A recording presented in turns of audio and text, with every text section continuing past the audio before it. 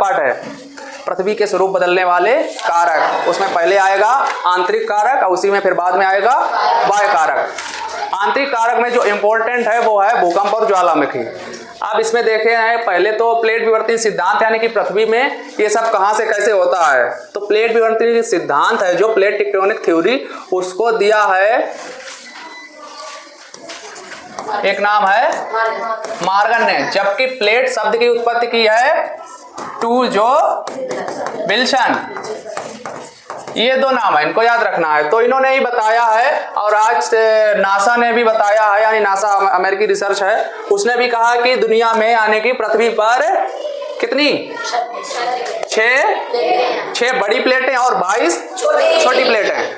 अब इसमें जैसे ये हो गई एक Eurasian plate, number 2 Indo Australian plate और तीसरी अफ्रीकन प्लेट, चौथी अमेरिकन प्लेट, पांचवी छठी। तो ये 6 बड़ी प्लेटें हैं। अब इनकी अलग अलग गतियां बताई हैं कि कौन किस तरफ गत कर रही है। अब ये अफ्रीकन प्लेट है, ये इधर की गत कर रही है।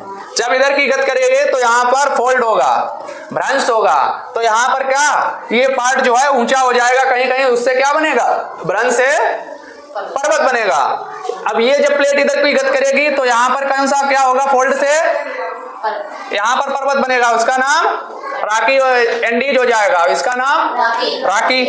तो ये एक परिप्रशांत महासागरीय पेटी है। इसमें क्या है, इसमें ही ज्वालामुखी सबसे ज्यादा आते हैं। अब इनकी जो गति है अलग अलग होती है। जैसे एक ये प्लेट है, एक ये प्लेट है, 2 प्लेटें हैं। अब ये इधर की गति कर रही है, एक इधर की गति कर रही है। ये दोनों आपस में जब टकराएंगे धड़ाम से, जो उच्च घनत्व वाली है वो नीचे चली जाएगी, जबकि कम घनत्व वाली ऊपर चली जाएगी। जब ऊपर जाएगी, जब ये ऊपर जाएगी तो यही तो पर्वत का निर्माण करेगी, तो ये पर्वत बन जाएगा। जो नीचे जाएगी वो क्रिया करेगी। यहाँ पर आप जानते हैं कि 32 किलोमीटर जाने पर 1 डिग्री तापमान की वृद्धि होती है। अब ये वाली घुलेगी तो ये ऊपर से ऐसे यहाँ पर ऊपर आएगी, जहां इसको कमजोर दरार मिलेगी वहां से ये ऊपर निकल आएगी और ये करेगी ज्वालामुखी विस्फोट, ज्वालामुखी का निर्माण करेगी। तो ये आपके आंतरिक कारक में ही है। तो ज्वालामुखी जब यहाँ आएगा तो उसका उद्गम केंद्र यहाँ हो जाएगा और ये हो जाएगा अधिकेंद्र। और जब ये प्लेट ऐसी चलेगी तो ये हो गई अभी सारी प्लेट। कैसी प्लेट होगी, अभी सारी, अभी का मतलब मिलन कर रही है।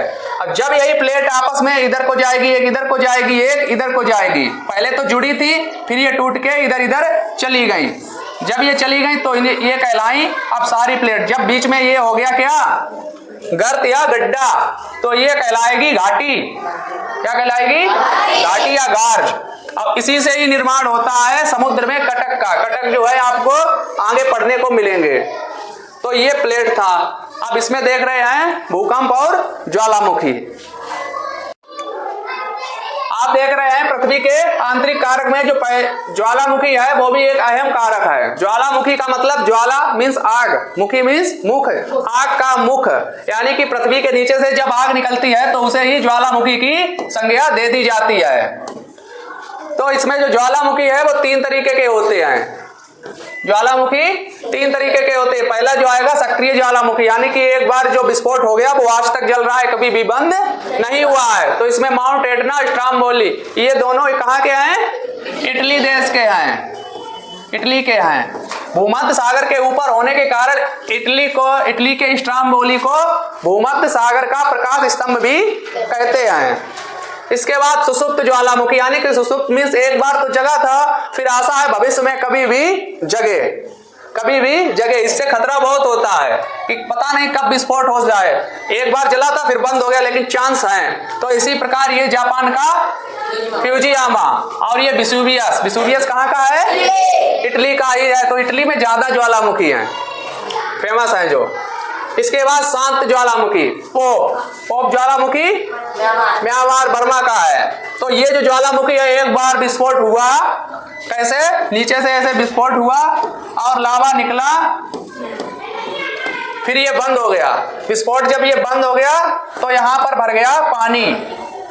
क्या भर गया, इस छिद्र में। तो ये इसको कहा जाता है क्रेटर। तो इसमें जब पानी भर गया तो इसको कहने लगे क्रेटर झील। कौन कौन सी क्रेटर झील के और उदाहरण बताए थे? पुष्कर झील राजस्थान, लोनार झील महाराष्ट्र। ये विशेष उदाहरण है भारत के क्रेटर झील के। अब ज्वालामुखी प्रक्रिया यहां से स्टार्ट होती है, इसको क्या कहते हैं? उद्गम केंद्र। अब इसको अधिकेंद्र, ऊपर जो पॉइंट होता है वो अधिकेंद्र होता है। अब यहाँ पर जब तक ये यहाँ पर जो लिक्विड पदार्थ था जो ऊपर आने के लिए बेचैन था, जब इसका नाम तब तक क्या था? तेज बोलिए। मैग्मा। और जब ये ऊपर आ गया तो इसका नाम क्या हो गया? लावा। अब जब लावा होता है तो लावा काला काला होता है, तो इससे जो निर्माण होता है वो होता है काली मिट्टी का।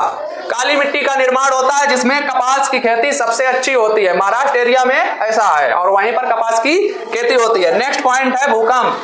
पृथ्वी के आंतरिक कारक में भूकंप भी मेन है। भूकंप वही प्लेटों का संचलन होता है, जब प्लेटें हलती डुलती हैं तो वहां पर क्या आता है? भूकंप। भूकंप आएगा तो भूकंप के नीचे का पॉइंट कहलाएगा उद्गम केंद्र, ऊपर वाला अधिकेंद्र, जहां से ये स्टार्टिंग होगा। इसमें से ये प्राइमरी वेव यानी कि प्राथमिक तरंगें 3 तरीका की होती है तरंगें इसमें जो निकलती हैं। यस, सेकेंडरी वेव द्वितीय तरंगें। एल इसका लॉग वेव्स यानी कि तृतीय तरंगें। इसमें जो सबसे ज्यादा जो विनाशकारी होती हैं वो एल तरंगें ही होती हैं। क्वेश्चन पूछा जाता है विनाशकारी तरंगें कौन सी होती हैं? ठीक है, ध्यान रखना, एल तरंगें।